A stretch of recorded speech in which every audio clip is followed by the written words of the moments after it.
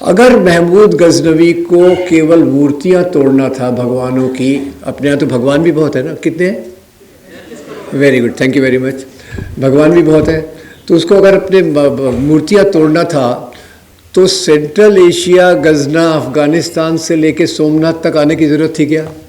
Was it necessary for him to travel all the way to destroy idols? Yes, no. क्या कर सकता था वो? रास्ते के 2-4 मंदिर तोड़ लेता, ऊपर वाले को एसएमएस कर देता। एसएमएस नहीं था ना उस समय, कोई बात नहीं। ऊपर वाले को एसएमएस कर देता कि भाई मैंने 4 मूर्तियां तोड़ी हैं, मेरी जगह जन्नत में सुरक्षित कर दो। जन्नत किसके लिए रहती है? मुसलमान जाते हैं ना। मैं सरल पूछ रहा हूँ, तो बहुत कॉम्प्लिकेटेड कर। जन्नत में कौन जाता है? मुसलमान। हिंदू लोग कहाँ जाते हैं मरने के बाद? स्वर्ग। और क्रिश्चियन लोग हेवन। सबके लिए ना आपका मरने के बाद वाला वीसा पासपोर्ट बड़ा क्लियर है, कोई कन्फ्यूजन ही नहीं होगा। ठीक है, तो उसने अगर धर्म के लिए मूर्तियों को तोड़ना था तो ये सोमनाथ आने की ज़रूरत थी क्या? Yes, no, no. फिर भी वो सोमनाथ आया। वो आया इसलिए था कि उसको वहाँ की संपत्ति का लालच था। और आपको अंदाज़ा बता दूँ कि उस समय सोमनाथ के मंदिर में 20,000 सोने की दीनारों के बराबर की संपत्ति थी। उसको आज के इसमें अभी चाहे कभी तो कर लेना कैलकुलेट कितनी होगी वो संपत्ति। ये उसका मुख्य कारण था। अच्छा, अब इसको एक मुस्लिम राजा के रूप में देखा जाता है।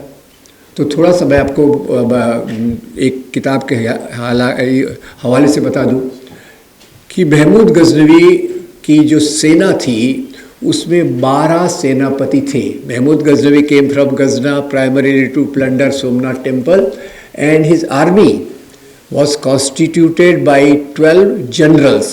12 generals were major. ये 12 जनरल्स में से 5 जनरल हिंदू थे।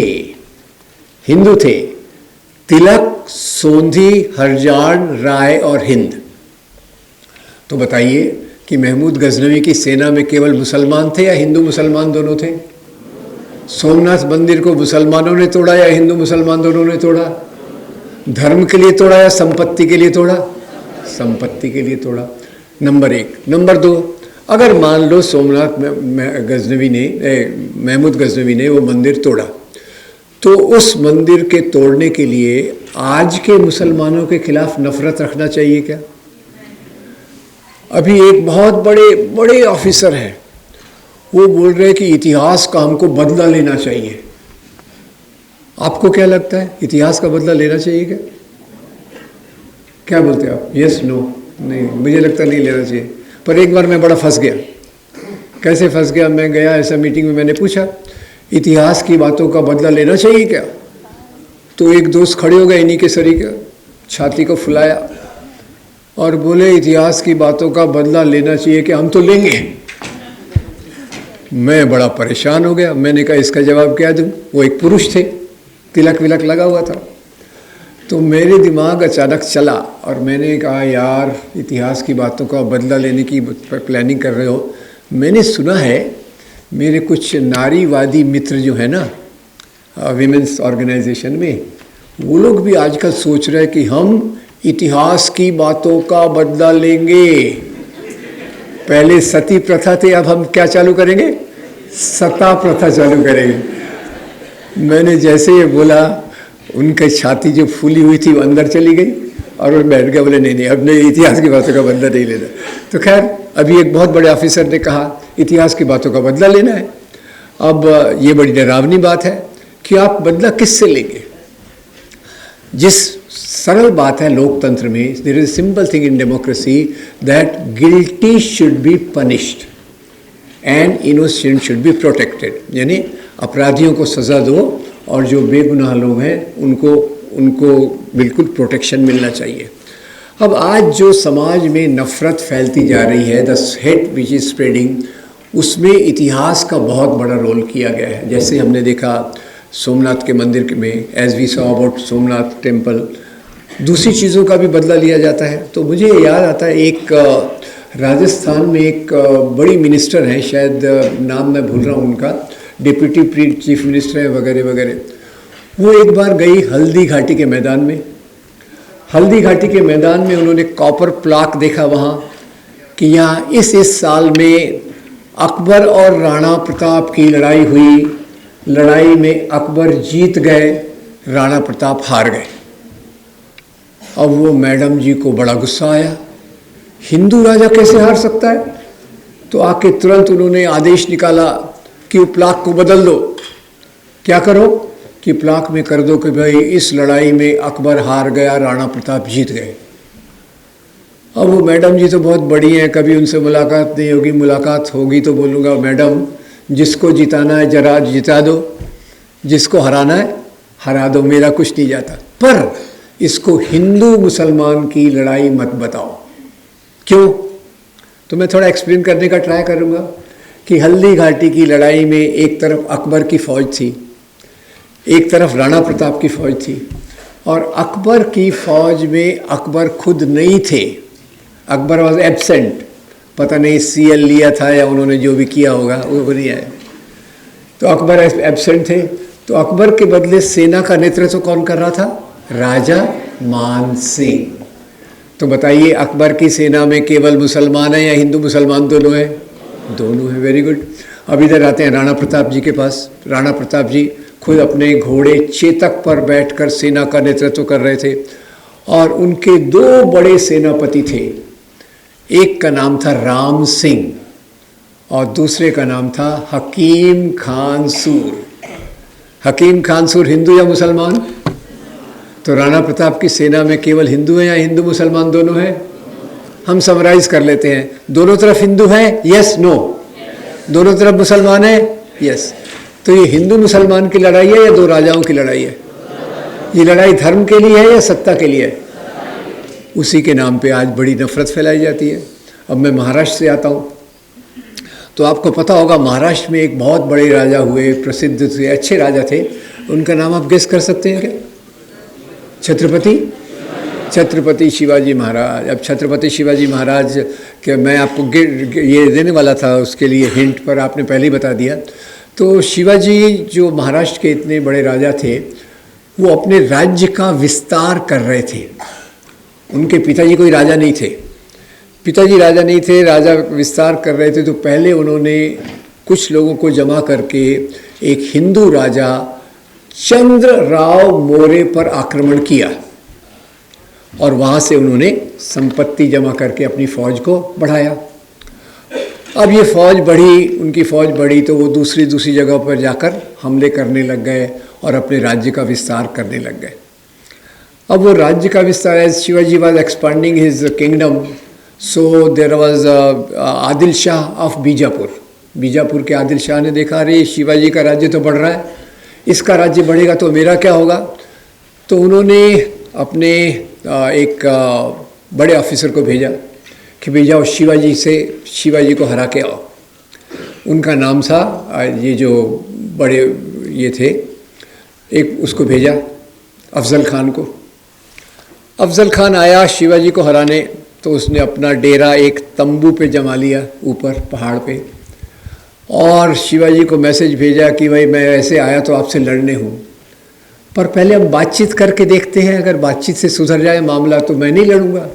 शिवाजी ने कहा ओके, वेरी गुड आइडिया, अगर बातचीत से प्रॉब्लम सॉल्व होता है तो क्यों लड़ने का। तो उसने एक कंडीशन रख दी कि महाराज आप जब आएंगे तो आप कोई हथियार मत लाना साथ में, हम बिना हथियार, विल मीट विदाउट आर्म्स।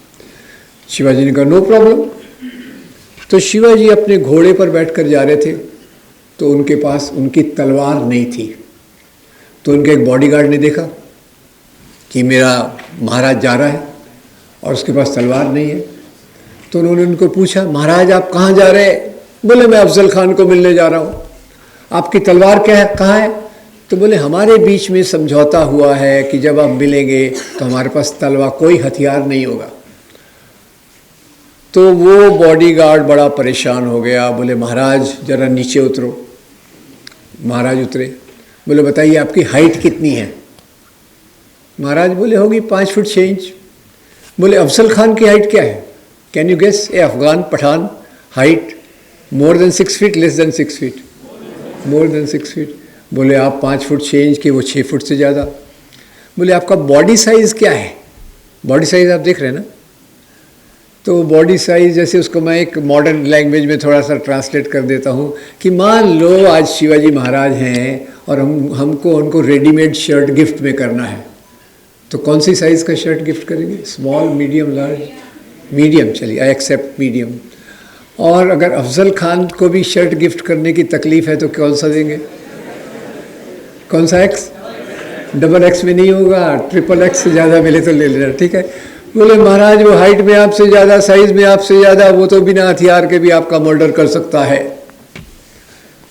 भोले मत बनो, ये गुप्त हथियार साथ में लेकर जाओ। हिंदी में क्या कहते हैं इसको? वाघ नख। और इस जासूस का नाम, उनके बॉडीगार्ड का नाम था रुस्तमे जमान। हिंदू या मुसलमान? मुसलमान। शिवाजी महाराज हिंदू। अब शिवाजी महाराज ने वो गुप्त हथियार अपने अंगूठियों के नीचे छुपा लिया, गए। अफजल खान वेट कर रहा था। दूर से जैसे ही शिवाजी दिखे वो चिल्लाया शिवा शिवा, और जाके उनके गर्दन पर हाथ रख दिया। शिवाजी महाराज तैयार थे, वाघनख निकाला, उनके पेट में डाला, अफजल खान गिर गया। जैसे अफजल खान नीचे गिरा, अफजल खान का जो सचिव था उसने अपनी तलवार निकाली और शिवाजी महाराज को मारने की कोशिश की। और उस सचिव का नाम था कृष्णाजी भास्कर कुलकर्णी। तो शिवाजी महाराज का जासूस कौन है, बॉडीगार्ड कौन है? रुस्तमे जमान। और अफजल खान का सचिव कौन है? तो ये हिंदू मुसलमान की लड़ाई है कि राजाओं की लड़ाई है?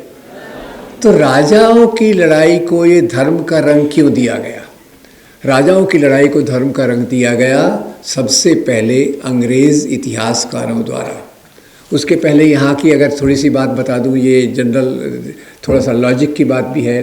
भारत के इतिहास को कई तरीके से देखा गया है। सबसे पहले तो बता दूँ कि महात्मा गांधी, भारत के राष्ट्रपिता, उन्होंने हिंद स्वराज नाम की एक किताब में लिखा कि भारत में हिंदू भी रहते हैं, मुसलमान भी रहते हैं, मेल जोल से रहते हैं। और इसी बात को आगे ले जाकर उनके शिष्य जवाहरलाल नेहरू ने कहा कि भारत में जो है ये एक पैलिम्सेट की तरह है।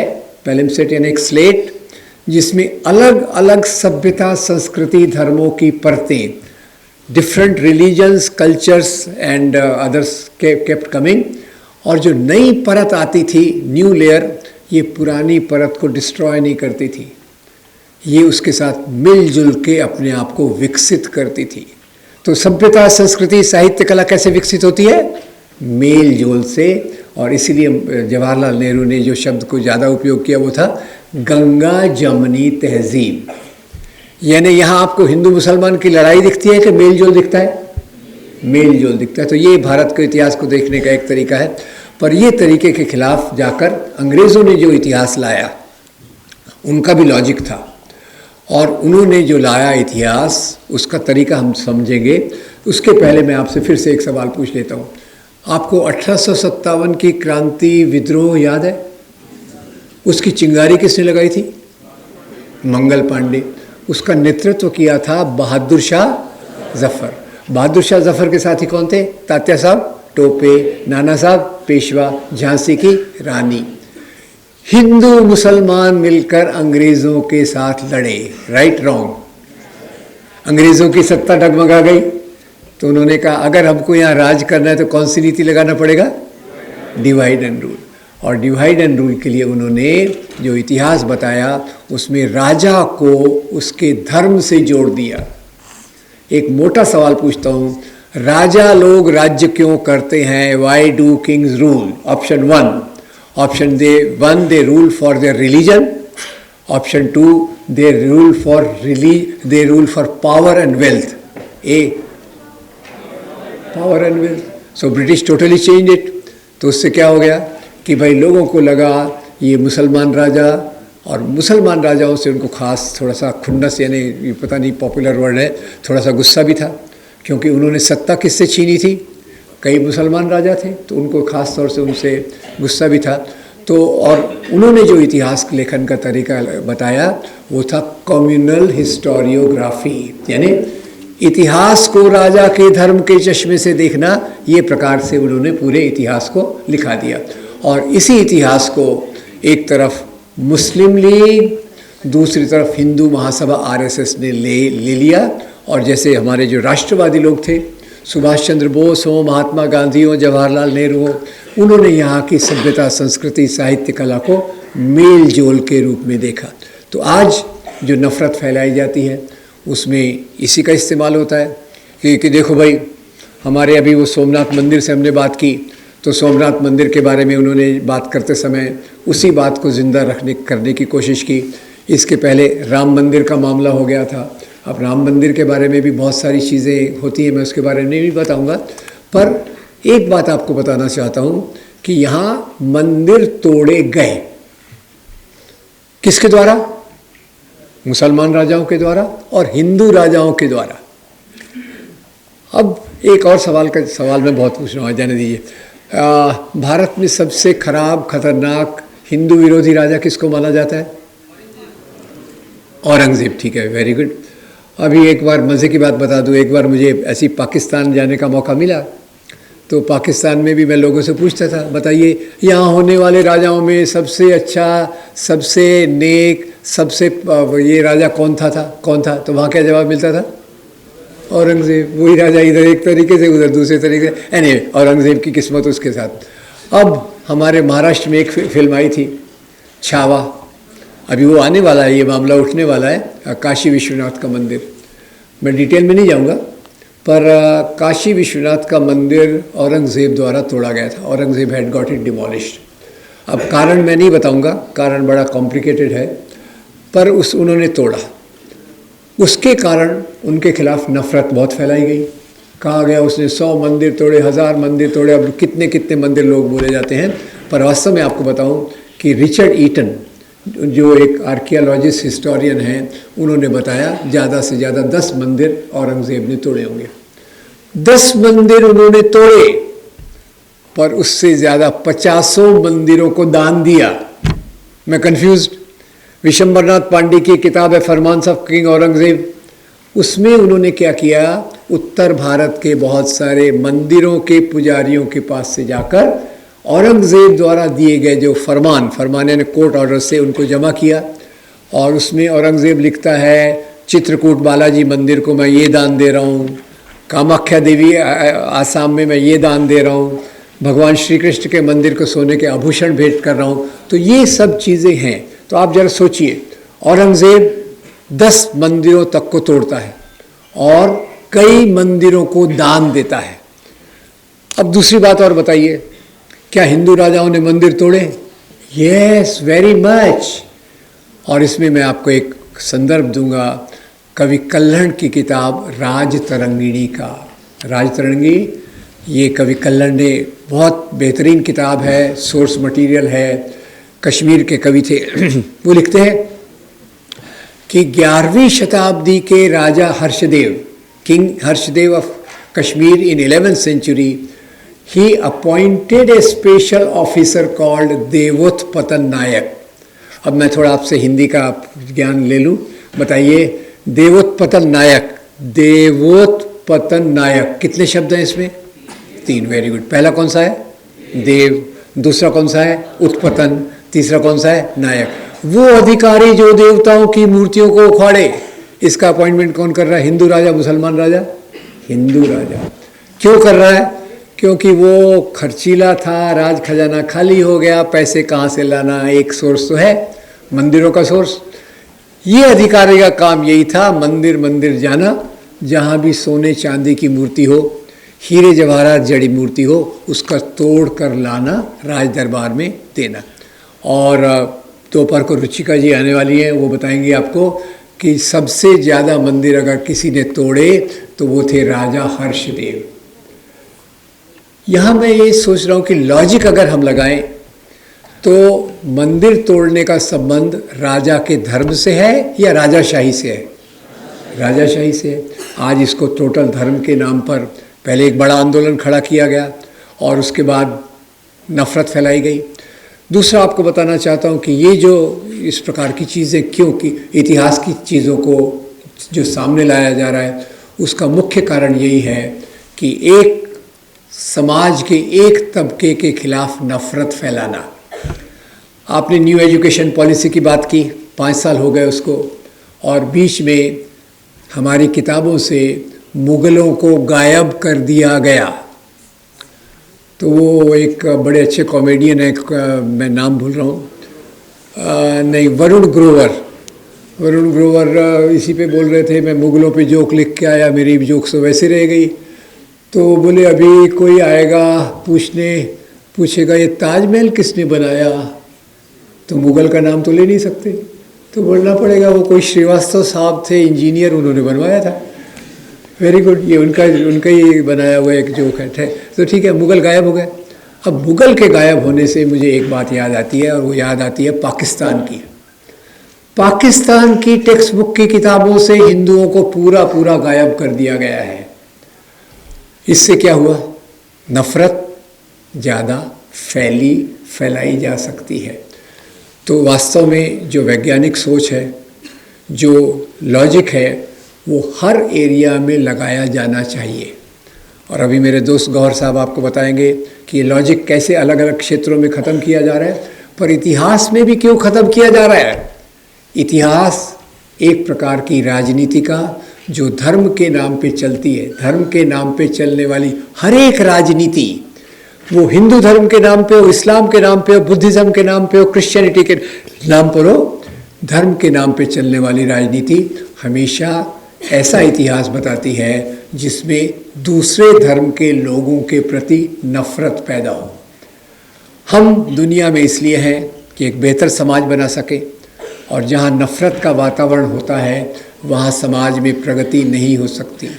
प्रगति के दावे हो सकते हैं, दावे करने में क्या जाता है, पर उस समाज में प्रगति नहीं हो सकती। ऐसे ही बहुत सारी चीज़ें हैं, जैसे आप धर्मांतरण के बारे में देखिए, तो ये भी कहा जाता है कि भाई भारत में इस्लाम कैसे आया, तलवार की नोक पर आया। पर आपसे भी इसमें भी सवाल पूछ लेता हूँ, आप में से कोई मुझे बता सकता है कि भारत की पहली मस्जिद भारत के कौन से राज्य में बनी थी? Very good. अब केरल में तो किसी मुसलमान राजा का राज्य 15वीं शताब्दी तक नहीं था, तो फिर वहाँ मस्जिद कैसे बनी? वहाँ आते थे अरब देशों से व्यापारी, अरब देशों से व्यापारी आते थे, साथ में यहाँ से कुछ ले जाते थे, वहाँ कुछ ले आते थे, और इसके मेल जोल से वहाँ इस्लाम का प्रभाव बढ़ा। और सबसे पहले भारत की जो मस्जिद थी चेरामन जुमा मॉस्क, वो केरल में बनी, जहाँ मुसलमान राजा का राज्य नहीं था। तो इसी के साथ कोई भी आप चीज़ लीजिए, वहाँ से लेके आर्यों के भारत में आने से लेकर तो आज़ादी के आंदोलन में क्या हुआ, हर जगह एक प्रकार का डिस्टॉर्शन फैलाया जा रहा है, और उसका मुख्य उद्देश्य यही है कि भारतीय संविधान के मूल्यों के खिलाफ। और ये एक बात आपको ये भी बता दूं कि भारतीय संविधान में एक डायरेक्टिव प्रिंसिपल है कि भाई आपको साइंटिफिक टेम्पर, वैज्ञानिक सोच को प्रमोट करना चाहिए, scientific temper should be promoted. उसके खिलाफ आजकल तो भाई, आजकल आपने सुना होगा बहुत सारे बाबा लोग भी आ गए हैं ना। हमारे प्रधानमंत्री का एक छोटा भाई है ना, वो भी बाबा है ना, किसी को पता होगा शायद। वो तो बड़े पर्चियाँ दे के ज्ञान बांट देता है, और ऐसे लोगों की कमी नहीं है। तो मैं केवल इतनी अपील करूँगा दोस्तों कि इतिहास को भी एक वैज्ञानिक दृष्टिकोण से देखने की ज़रूरत है। सिंपल लॉजिक है, महमूद गजनवी गजना से लेके सोमनाथ तक क्यों आएगा? क्या उसको कुछ मूर्तियाँ तोड़ना है या संपत्ति प्राप्त करना है? ये लॉजिक जैसे है। इस्लाम लोग क्यों स्वीकार करेंगे? अब इस्लाम क्यों स्वीकार करेंगे? तलवार की नोक पर ये एक जवाब है। स्वामी विवेकानंद अपनी संकलित रचनाओं में दूसरा जवाब देते हैं। वो कहते हैं भारत में इस्लाम फैला क्योंकि यहाँ के जो जाति व्यवस्था के अत्याचार से पीड़ित लोग थे, जिन्हें मंदिर जाने की एंट्री नहीं थी, वो लोगों ने समानता की आशा में इस्लाम धर्म को कबूल किया।